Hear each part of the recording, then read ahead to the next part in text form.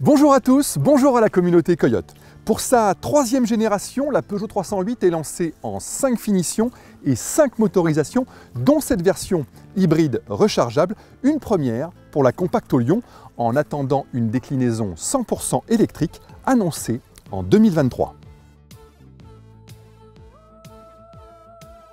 Dans cette livrée rouge et finition GT, la nouvelle 308 joue la carte de la séduction comme jamais. Plus longue et plus athlétique que la précédente, elle se pare d'élargisseurs et de jantes à effet diamant. Sa calandre noire béante, frappée du lion renouvelé, son regard aiguisé par ses projecteurs Matrix LED et ses canines saillantes toujours bien présentes, la démarquent clairement des autres berlines polyvalentes.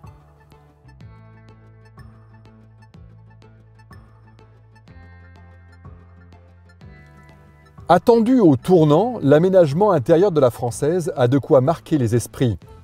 Des surpiqûres de la planche de bord à la sellerie en Alcantara, des inserts métalliques au large écran central de 10 pouces, en passant par l'instrumentation en 3D, la nouvelle 308 revendique ses ambitions premium. Peugeot lui a même offert une interface multimédia et une qualité graphique à la hauteur, mais aussi une commande vocale pour régler la clim ou la radio. Si l'ergonomie des sièges est remarquable, on sera plus critique envers celle du volant, très agréable à manier, mais qui peut masquer la partie haute des compteurs.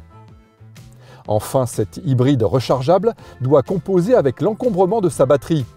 Ainsi, le coffre perd 50 litres de contenance et le réservoir de carburant 12 litres par rapport aux versions thermiques.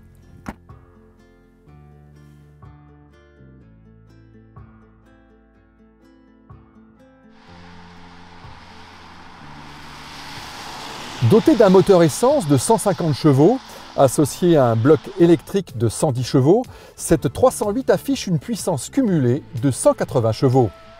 La présence d'une batterie de 12,4 kWh lui permet de parcourir une bonne quarantaine de kilomètres en mode zéro émission.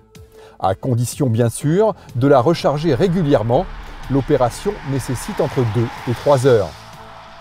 Encore plus plaisante et confortable à mener, la Compacto Lion a sans doute perdu un peu de son dynamisme légendaire avec l'ajout de ce système hybride qui augmente la masse totale de la voiture de 350 kg. Si cette surcharge pondérale altère les performances, elle n'a pas d'incidence sur la douceur remarquable des commandes, notamment celle de la transmission automatique à 8 rapports et l'insonorisation très soignée. L'amortissement assoupli témoigne de la volonté de la marque d'en faire un engin encore plus consensuel selon la tendance du moment.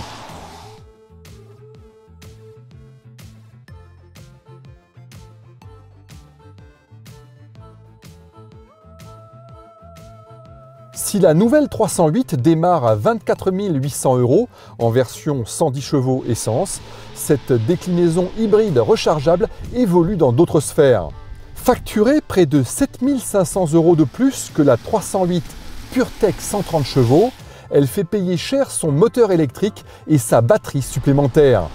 Heureusement, son 4 cylindres, qui ne dépasse pas les 7 litres au 100 en moyenne, se distingue par sa sobriété.